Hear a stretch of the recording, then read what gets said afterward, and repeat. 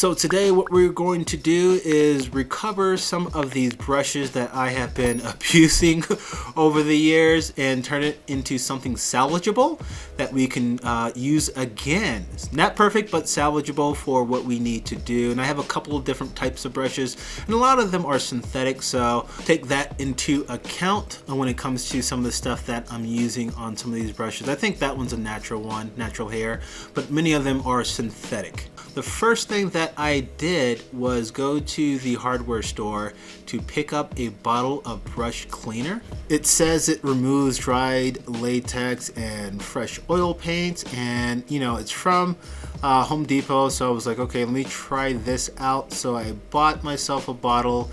I think it was around $19. So I said, okay, let me try this, and it says to soak it overnight or for just a long period of time. So I basically put it there, grabbed a couple of brushes, so when I take it out I can sort of try to brush all the remnants and sort of the paint off. But when I came back the next day, it was still hard, and you can kind of see how the bristles still stick together. A lot of them still stick together. It was a little softer than what it was before, but it was still hard. Like, this one's really hard, and it didn't really do exactly what I thought it was going to do.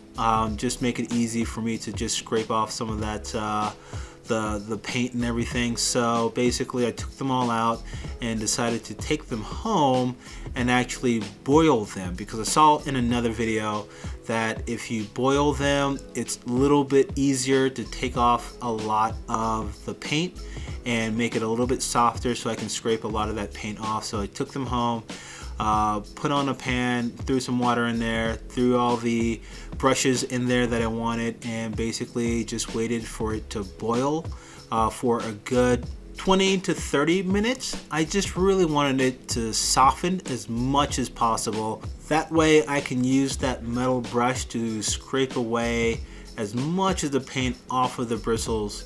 But yeah, so this is just me boiling all the paint.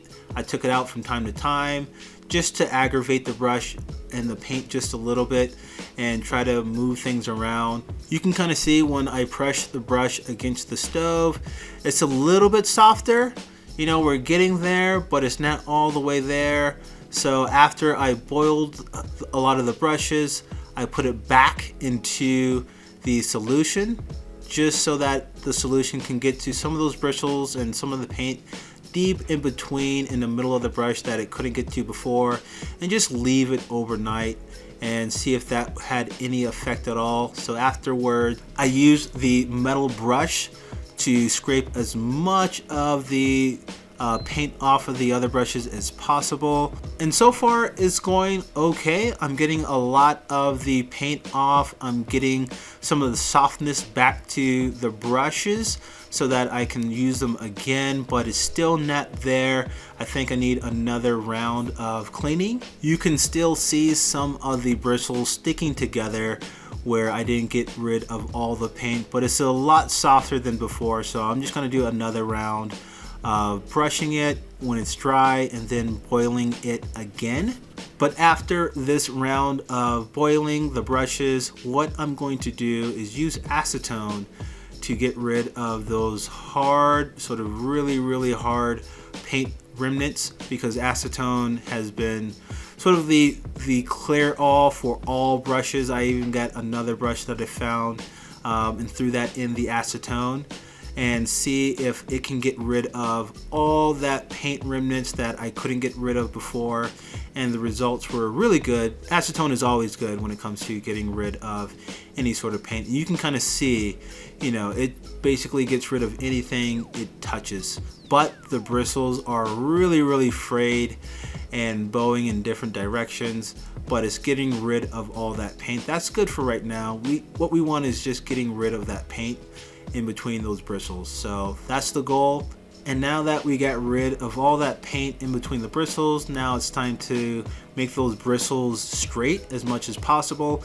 One tip that I found is using the molding clay for hair. So I just went to the store and got a jar of that molding clay for hair, just in the hair section, and basically used my brushes to rub around in the molding clay just to straighten it out as much as I can. So I just went through with each brush and dipped it in the molding clay and brushed it on this paper towel and left it overnight. And when I came back the next day, a lot of the bristles were straight. It felt a little hard, but that's the molding clay. You know, as you dip it back into water, some of that will leave, but a lot of the brushes looked really, really good. And you know, it's not going to be perfect, but it's acceptable for what I need to do, and that is to make a painting, do blending, you know, make some sharp lines with different sort of types of brushes, and you know, really just work like it used to work before, and just being able to recover the brushes without having to buy new brushes. So this is something that really worked out in the end, because when I went through and tested all the different brushes with the soft body Liquitex paint, that's what I like to use to sort of, you know, do a lot of the detailed work. So I'm using that just to see if the brushes work like they used to. Even though some of the brushes still had a little bit of fraying, you know, when I put the paint on there, they straightened up a little bit and they work exactly how I wanted them to work. Aesthetically, it's not going to be the most beautiful brush, but if it gets the job done, then it gets the job done. And I'm able to, you know, save money by not having to buy new brushes. And you can kind of see me blend here.